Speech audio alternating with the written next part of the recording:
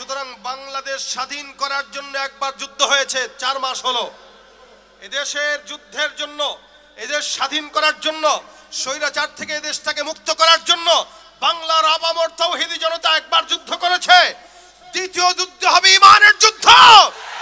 ঈমানের জন্য যদি যুদ্ধ করা লাগে, এই গতবারের যে যুদ্ধ ছিল তার থেকেও 10 গুণ, 5 গুণ, 100 ডাবল গুণ সবচেয়ে বড় জিহাদ হবে এবারের জিহাদ। ঠিক কিনা জানা বলেন?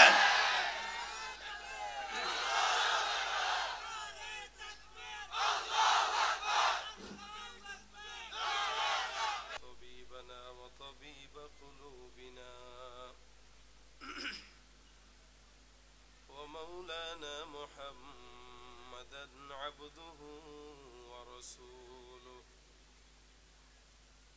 صلى الله عليه وعلى آله وأصحابه وبارك وسلم تسليما كثيرا كثيرا الذي أرسله الله تعالى بالحق بشيرا ونذيرا وداعيا إلى الله بإذنه وسراجا منيرا. أما بعد فأعوذ بالله من الشيطان الرجيم.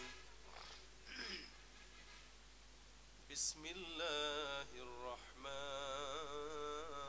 الرحيم.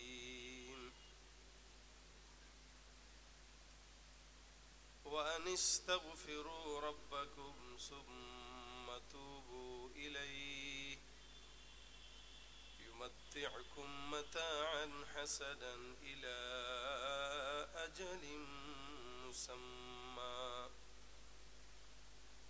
صدق الله مولانا العظيم. وقال النبي صلى الله عليه وسلم من لزم الاستغفار جعل الله له من كل هم فرجا ومن كل ضيق مخرجا ورزقه من حيث لا يحتسب أو كما قال عليه الصلاة والسلام. সকলে জবান খুলে দুরূদ শরীফ পড়ি। আল্লাহুম্মা সাল্লি আলা মুহাম্মাদিন ওয়া আলা আলি মুহাম্মাদ কামা সাল্লাইতা আলা ইব্রাহিম ওয়া আলা আলি ইব্রাহিম ইন্নাকা হামিদুম মাজিদ. اللهم بارك على محمد وعلى آل محمد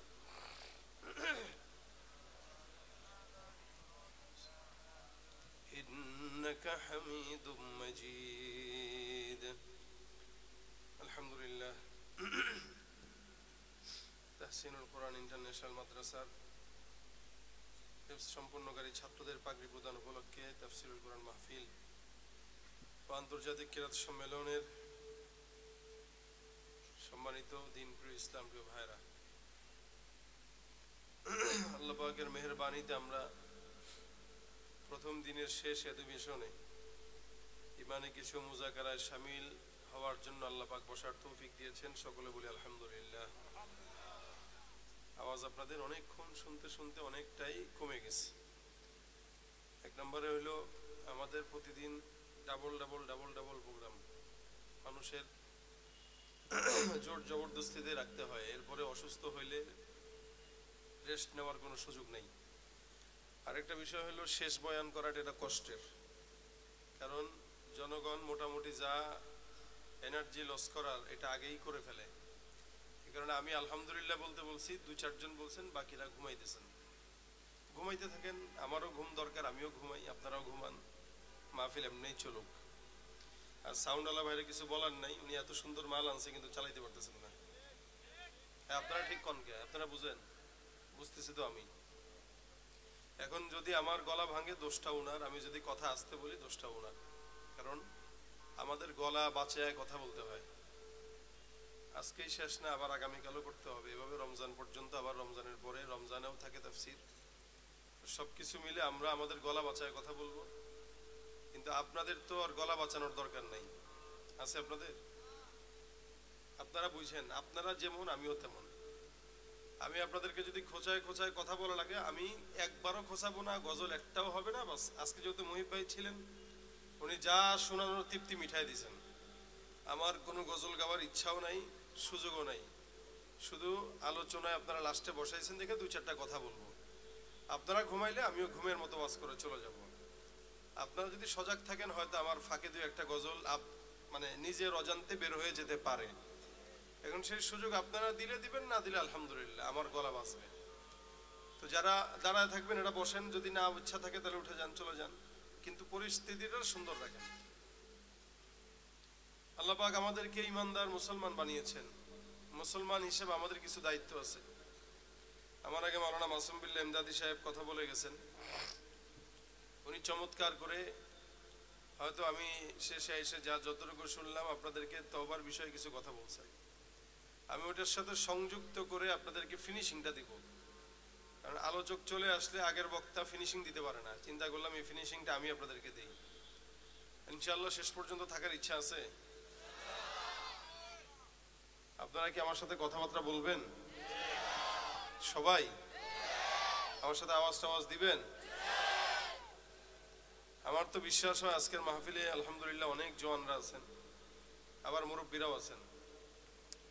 তো মুরব্বী আর জওয়ান যারাই আছেন প্রত্যেককে আজকে জওয়ান হওয়া লাগবে, কেউ মুরব্বী থাকতে পারবে না ভাই। শুধুমাত্র এই চিল্লানিগুলো এখানের জন্য না, আপনি একটু চিন্তা করে দেখেন সারা বিশ্বের অবস্থা কি। আজকের এই বাংলাদেশের করুণ পরিস্থিতির ভিতরে আমরা যদি আমাদের ইমানি কুওয়াতকে না বৃদ্ধি করি, দুদিন পরে যাদেরকে আমরা সংখ্যালঘু হিসেবে চিনি তারা আমার মাথার উপরে অস্ত্র ধরবে, অলরেডি জবাই করা শুরু করছে। অথচ আমরা তাদের মন্দির পাহারা দিয়েছি, আমরা তাদের মন্দির পাহারা দিই, তারা আমাদের মসজিদের মিনার আর গম্বুজ ভাঙে। এরপরও আমরা শান্ত আছি, কারণ আমাদের ধর্মটাই শান্তির, অশান্তির না। যাদের ধর্ম অশান্তির তারা অশান্তি ছড়াইতে পারে, আমাদের ধর্ম শান্তির, আমরা শান্তির বাণী শোনা যাব। তবে সবকিছুর একটা সীমা থাকে, সীমা যদি কেউ অতিক্রম করে তখন তার সীমা তাকে দেখায় দেওয়া লাগে। সুতরাং এটা বুঝে শুনে আমাদের সঙ্গে লড়তে আসা দরকার। আজকে বাংলাদেশেও ভারতের হাই কমিশন অফিস আছে, বাংলাদেশেও আমাদের দেশের মানুষরা ওদের দেশে যায়, তাদের দেশের মানুষরা আমাদের দেশে আসে। আমরা কারোর শত্রু না, আমাদের কারোর সঙ্গে শত্রুতাও নাই। লেকিন কেউ যদি আমাদের দেশের হাই কমিশনের উপরে অত্যাচার করে, স্টিম রোলার চালায়, ভাঙচুর করে, তাহলে আমরাও কিন্তু বসে থাকবো না। আর এই সময়টা সম্পূর্ণ আমি বলবো আপনাকে আমাকে আল্লাহ পাক রব্বুল আলামিন ঈমানের ধার দেওয়ার মোক্ষম একটা সময় করে দিয়েছে। মনে রাখবেন, জিহাদ বান্দার জন্য ইবাদত। আমাদের আপনার সবার প্রত্যেকটা মুমিনের জন্য জিহাদটা কি? জিহাদটা কি? আমরা জিহাদে বিশ্বাসী, সন্ত্রাসীতে বিশ্বাসী না। তারা সন্ত্রাসীতে বিশ্বাসী, জিহাদকে তারা উগ্রবাদ বলে। তারা যেটাকে উগ্রবাদ বলে এটা আমাদের ইবাদত, ঠিক কিনা বলেন? সুতরাং বাংলাদেশ স্বাধীন করার জন্য একবার যুদ্ধ হয়েছে, 4 মাস হলো। এদেশের যুদ্ধের জন্য, এদেশ স্বাধীন করার জন্য, স্বৈরাচার থেকে এদেশটাকে মুক্ত করার জন্য বাংলার আপামর তাওহীদি জনতা একবার যুদ্ধ করেছে। দ্বিতীয় যুদ্ধ হবে ঈমানের যুদ্ধ। ঈমানের জন্য যদি যুদ্ধ করা লাগে, এই গতবারের যে যুদ্ধ ছিল তার থেকেও 10 গুণ, 5 গুণ, 100 ডাবল গুণ সবচেয়ে বড় জিহাদ হবে এবারের জিহাদ, ঠিক কিনা জোরে বলেন?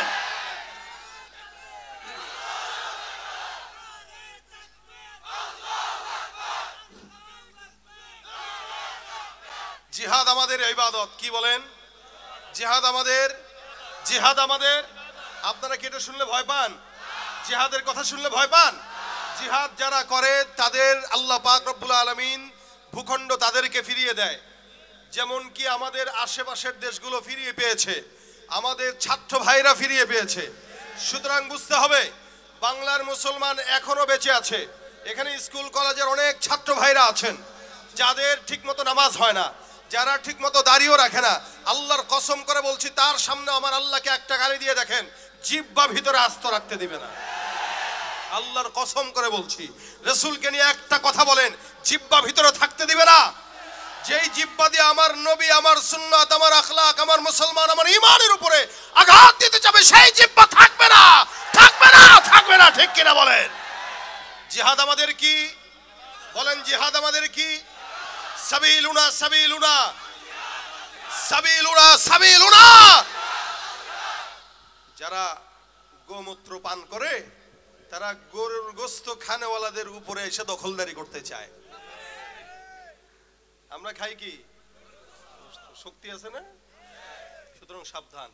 এদেশে হিন্দু ভাইরা আমাদের কাছে নিরাপদ, কারণ উদাহরণ হলো আমরা তাদের মন্দির পাহারা দিয়েছি, আমাদের এই ভাইরাই দিয়েছে, যুবকরা দিয়েছে।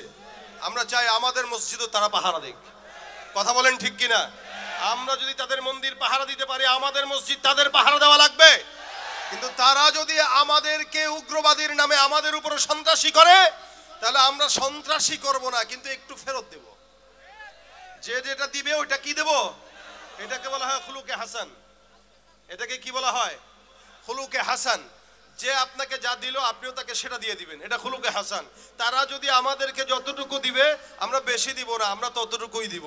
কিন্তু এটা মনে রাখতে হবে, তারা 10 জন দিবে আমরা 10 লক্ষ দিব। তারা 1000 দিবে আমরা 313 দেব। কারণ 313 জন সাহাবীর আদর্শের রক্ত আমাদের দেহে আছে, আমরা ভুলি নাই। ইনশাআল্লাহ আমরা একা নয়, আমাদের সাথে আছেন কে? এজন্য এই সময় বাচ্চাদেরকে মা বাবার এখন সবক শোনানো উচিত যে বাবা, অচিরেই হয়তো লড়াইয়ের ডাক আসতে পারে, জিহাদের ডাক আসতে পারে। বাচ্চা হয়েছে তো কি হয়েছে, তুমিও লড়াইয়ের ময়দানে চলে যাবা। ভাই, জান্নাতে যাওয়ার সবচেয়ে সহজ পন্থা হলো শহীদ হওয়া। কথা বলেন ঠিক কিনা? আজীবন গুনাহ করবেন, অন্যায় করবেন, শাহাদাত বরণ করবেন, কোনো কথা নাই, কথা ছাড়া জান্নাতে। ভয় পারবেন কাকে? ভয় করবেন কাকে? লড়াইয়ের ওই ময়দানেতে যেতে তোমাকে হবে, প্রয়োজনে সব রক্তটুকু জমিনেই ঢেলে দেবে। লড়াইয়ের ওই ময়দানেতে যেতে তোমাকে হবে, প্রয়োজনে সব রক্তটুকু জমিনেই ঢেলে দেবে। তবুও তোমায় লড়তেই হবে, মানিবে না পরাজয়। তবুও তোমায় লড়তেই হবে, মানিবে না পরাজয়। বিপ্লব মানে জীবন দেয়া বসে থাকা নয়, সে কোনো দিন আসবে না রে। বিপ্লব মানে জীবন দেয়া বসে থাকা নয়, সে কোনো দিন আসবে না রে, করো যদি ভয়। আসবে বিজয় রক্ত আর জীবনের বিনিময়, আসবে বিজয় রক্ত আর জীবনের বিনিময়। বিপ্লব মানে জীবন দেয়া বসে থাকা নয়, সে কোনো দিন আসবে না রে, করো যদি ভয়। বিপ্লব মানে জীবন দেয়া বসে থাকা নয়, সে কোনো দিন আসবে না রে, করো যদি ভয়। ঠিক কিনা? আমাদের দিলে ভয় থাকবে কার? আল্লাহর ভয় ঢুকায় দেখ আল্লাহ। এখন থেকে তৈয়ারি নিবেন, প্রস্তুতি নিবেন নিজের বিবির সঙ্গে। আমি আজকে আমার ঘরের বিবির সাথে এটা মুজাকারা করছি যে যদি জিহাদের ডাক আসে তুমিও যাবা, আমিও যাব, বাস তুমি মারবা তোমার দলের গুলোরে, আমি মারবো আমার দলের গুলোরে। কি ঠিক আছে?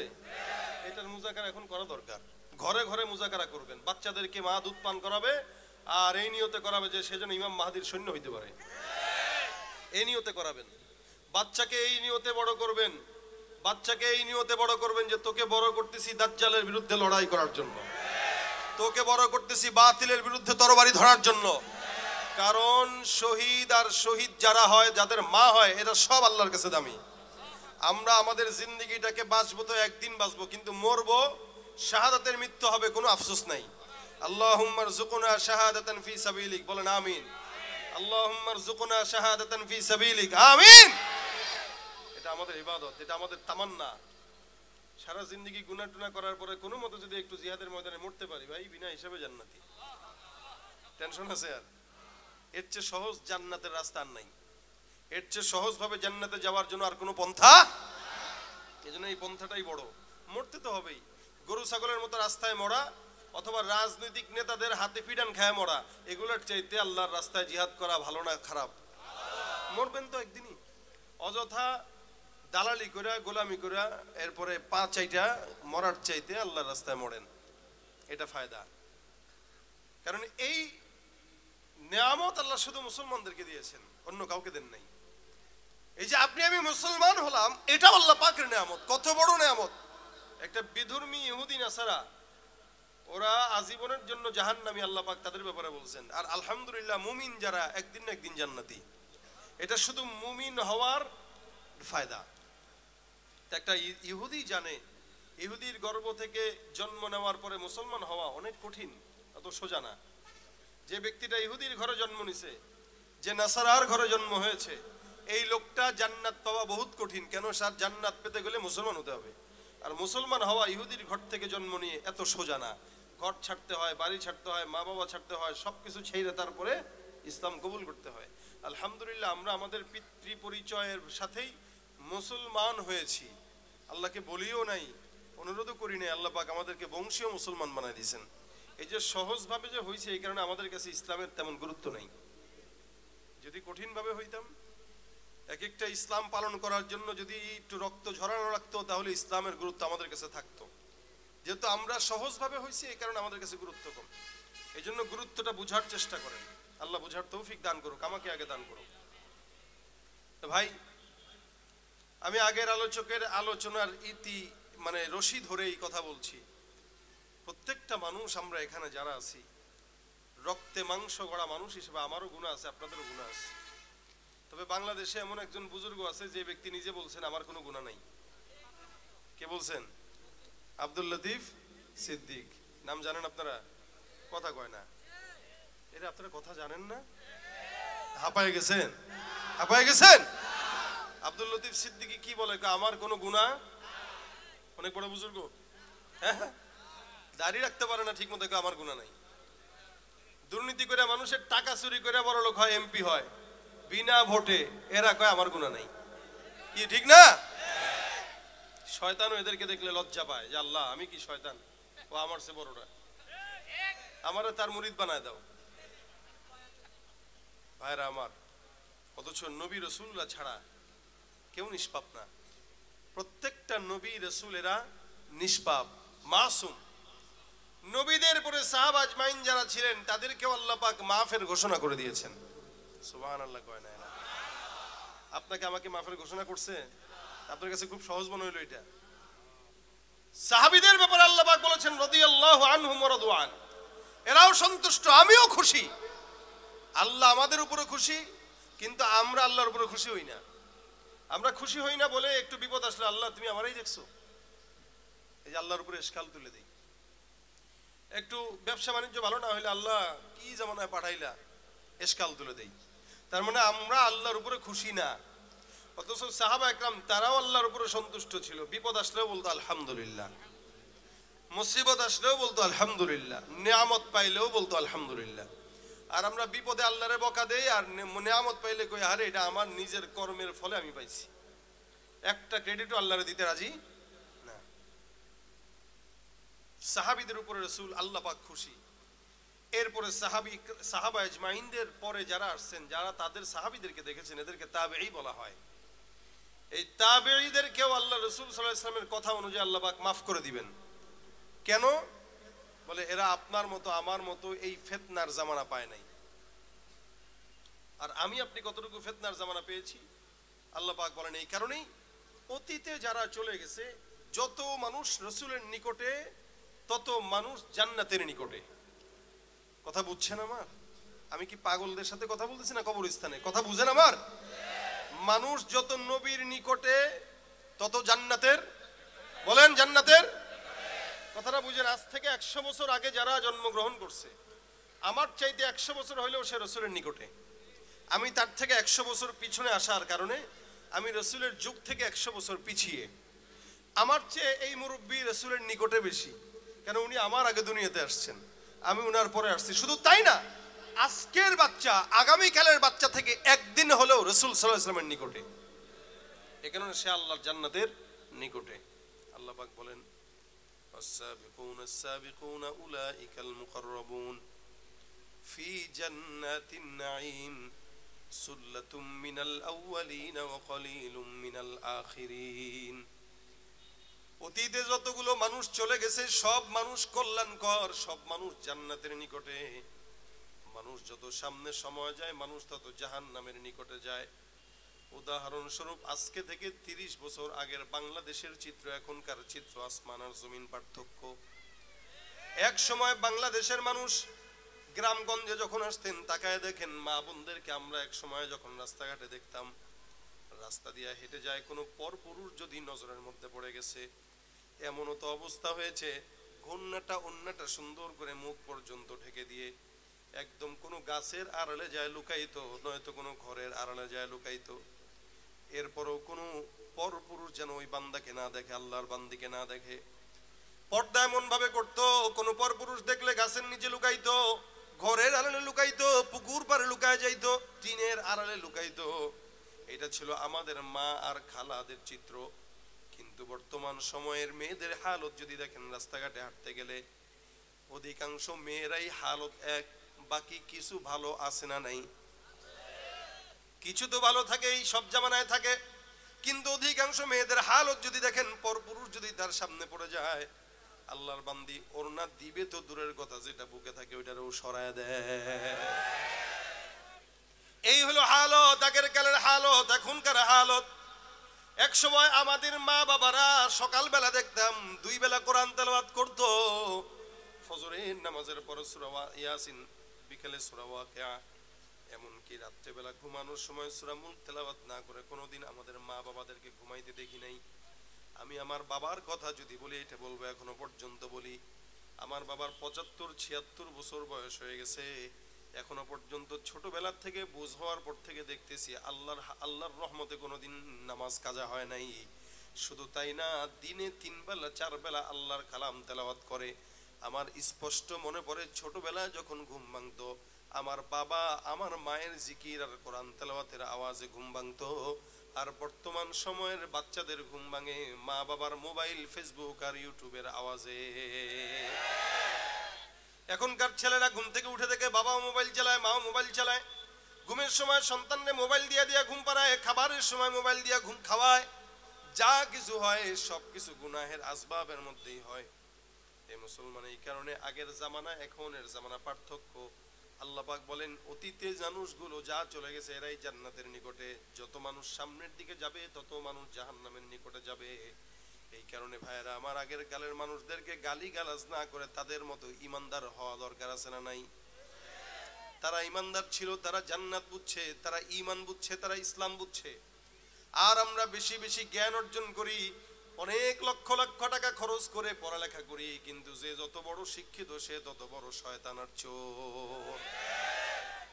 আমাদের দেশের অধিকাংশ শয়তান, অধিকাংশ চোরগুলোর দেখবেন ডিগ্রি অনেক বড় বড়, ওখান থেকে পাস, বিশাল বড় বড় ডিগ্রি অর্জন করে সমাজের বড় বড় মাথা দখল করে নেয়। কিন্তু সমাজের বড় বড় মাথা দখল করলেও এরাই সমাজের বড় বড় চোর হয়। যত শিক্ষা বাড়ে তত শয়তানও বাড়ে।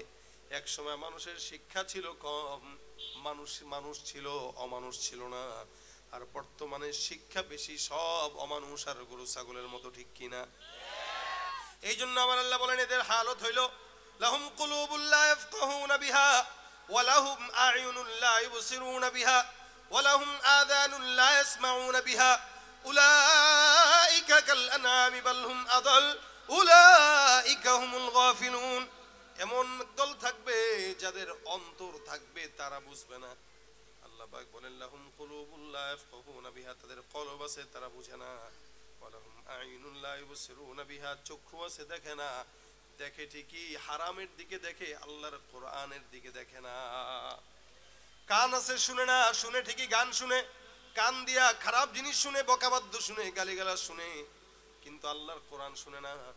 দিল আছে বুঝে না, অর্থাৎ আল্লাহর দিন বুঝে না, নামাজ বুঝতে চায় না, ইসলাম বুঝতে চায় না, কোরআন বুঝতে চায় না, সুন্নাত বুঝতে চায় না, বাকি যত খারাপ খারাপ জিনিস আছে সব ঠিকই বুঝে। এদেরকে আল্লাহ পাক রব্বুল আলামিন বলেন, লাহুম কুলুবুল লা ইয়াফকাহুনা বিহা, এদের অন্তর আছে এরা বুঝে না। ওয়া লাহুম আ'য়ুনুন লা ইবসিরুনা বিহা, চক্ষু আছে দেখে না। ওয়া লাহুম আযানুন লা ইয়াসমাউনা বিহা, কান আছে শুনে না। উলাইকা কাল আনআম, আল্লাহ পাক এদের পরিচয় দেয়া বলতেছেন, এগুলা একটাও মানুষ নয়, এরা হলো হায়াওয়ান, শুয়োরের, জানোয়ারের মতো। কিসের মতো? কিসের মতো? হায়াওয়ান, জানোয়ারের মতো। হায়াওয়ান জানোয়ারেরও চক্ষু আছে দেখে না, ক্ষেতের মাঝখানে ছেড়ে দিবেন, আইল দিয়া বাদ দিয়া সোজা হাঁটবে আর ক্ষেত নষ্ট করবে। এদের চোখ আছে কিন্তু দেখে না, কানের সামনে 1000 বার যদি একটা কথা বলেন শুনাও শুনে না, আবার অন্তর আছে বুঝারও চেষ্টা করে না। যে মানুষগুলার চোখ থাকতেও দেখে না, কান থাকতেও শুনে না, অন্তর থাকতেও বুঝে না, আল্লাহ পাক বলেন এগুলো সব গরু ছাগলের মতো। বলেন তো নামাজ ফরজ কি মানুষের জন্য না গরু ছাগলের জন্য? আমাদের সবার জন্য নামাজ ফরজ। এরপরেও কতগুলো মানুষ এখানে পাবেন যারা ফজর পড়ে নাই, আসর পড়ে নাই, মাগরিব পড়ে নাই, এশাও পড়ে নাই, কিন্তু মাহফিল শুনতেছে, ঠিক না? বয়ান ঠিকই শুনতেছে কিন্তু নামাজ পড়ে নাই। আল্লাহ বলেন নামাজটা ফরজ করলাম ইনসানের উপরে, মানুষের উপরে, অর্থাৎ মুসলমানের উপরে আমি আল্লাহ পাক নামাজ ফরজ করলাম। কিন্তু মানুষ হইছে, মুসলমান হইছে, নামাজ আদায় করে না। আমি আল্লাহ পাক মানুষের উপরে পর্দা ফরজ করলাম কিন্তু পর্দা করে না। আমি আল্লাহ পাক রব্বুল আলামিন দান সদকা দেওয়ার জন্য আদেশ করলাম, দান সদকা করে না। একটা কুকুরও নামাজ পড়ে না, গরুও নামাজ পড়ে না, হায়ওয়ানও নামাজ পড়ে না।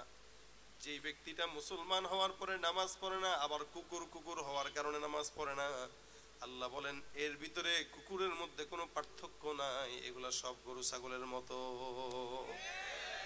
উলাইকা কাল আনাম, এগুলা হায়ওয়ানের মতো, জানোয়ারের মতো। বালহুম আদাল, বরং তার চাইতেও খারাপ। একটা মানুষ কুকুরের চাইতে খারাপ কেমনে হয়? একটা মানুষ হায়ওয়ানের চাইতে খারাপ কেমনে হয়? একটা মানুষ ইনসান হওয়ার পরেও সমস্ত ওই কি বলে জঙ্গলার পশু প্রাণীর মতো খারাপ কেমনে হয়? তার চাইতেও নিকৃষ্ট কিভাবে হয়? দেখেন তো, এই এলাকায় বাজার আছে, বাজারের মধ্যে কোনো চান্দাবাজ কুকুর ঘুরে নাকি মানুষ ঘুরে? কে করে? আগেও চান্দাবাজি ছিল। আমাদের বাংলাদেশের জনগণ মিছিল মিটিং আন্দোলন করে যারা চান্দাবাজি করতে এই সমস্ত স্বৈরাচারীদেরকে বিদায় করছে, আলহামদুলিল্লাহ ভালো। আচ্ছা বলেন এখনো আছে কিনা? একটু বেশি। কেন বেশি বললাম আমি? কারণ এখন হালত হয়ে গেছে এরকম, সব ক্ষুধার্তগুলো একসঙ্গে খাওয়ার জন্য লাগছে। সেদিন একজন বলতেছে হুজুর ব্যবসা, বা বাইদুল আকরামের এক দোকানদার, হুজুর ব্যবসায় বরকত হয়েছে। আমি আলহামদুলিল্লাহ ভালো, তো তাহলে তো ব্যবসায় বরকত হলে তো মাশাআল্লাহ মাঝে মাঝে খাওয়াইবেন। বরকতটা কি শুনবেন না? কি কয়, আগে দিতাম 250 টাকা, এখন প্রত্যেক দিন চান্দা দিই 350 টাকা। এ বরকত হয়েছে। আগে দিত 250, এখন দেয় 350। এই জন্য আপনারা যে বলেন শান্তি দেশে আসবে, ও ভাই শান্তি অন্য কোনো দলে নাই ইসলাম ছাড়া। এটা আপনাকে মানতে হবে। কোরআন সুন্নাহ ছাড়া, শরীয়ত ছাড়া, হুকুমত ছাড়া, খেলাফত ছাড়া শান্তি দেশে আশা করা সম্ভব নয়, এটা লিখে রাখবেন। কারণ যে দলকে ক্ষমতার থেকে উঠাবেন, যে দলকে বসাবেন, এগুলো সবই একই পাখির দুই ডানা। কথা বলেন ঠিক কিনা?